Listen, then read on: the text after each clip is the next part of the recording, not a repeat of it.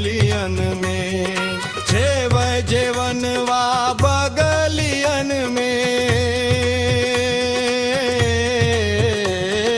होली खेले कन्हैया लाल गलियन में, होली खेले कन्हैया लाल गलियन में।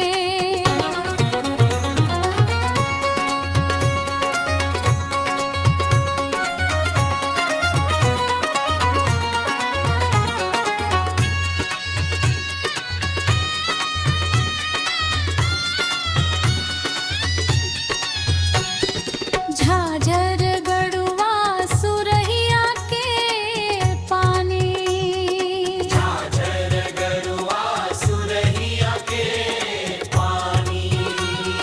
घूटे गढ़वा बगलियन में।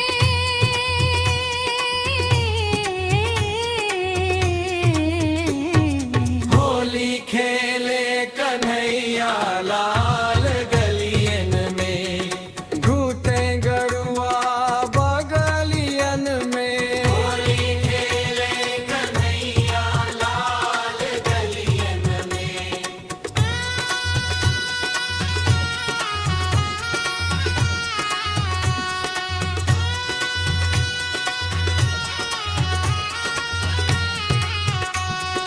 खैरा सुपारी रस बिरजो राज, खैरा सुपारी रस बिरजो राज। कूचै बिरवा बगलियन में।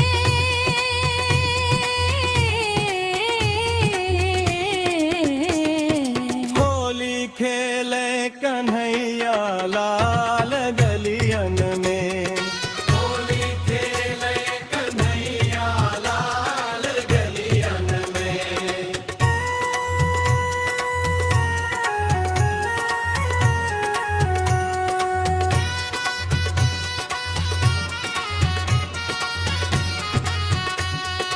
फुलझरिया झारी से जिया लगायो, फुलझरिया झारी से जिया लगायो। से जिया सोवई बगलियन में। होली खेले कन्हैया लाल गलियन में, होली खेले कन्हैया लाल गलियन में।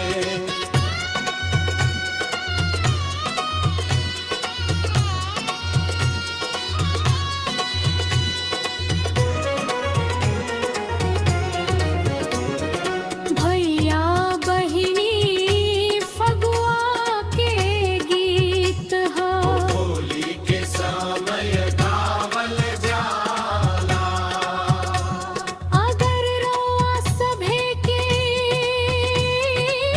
गीत नीक लागल, होखे त एकरा के लाइक करी, शेयर करी आ चैनल के सब सब्सक्राइब जरूर करी।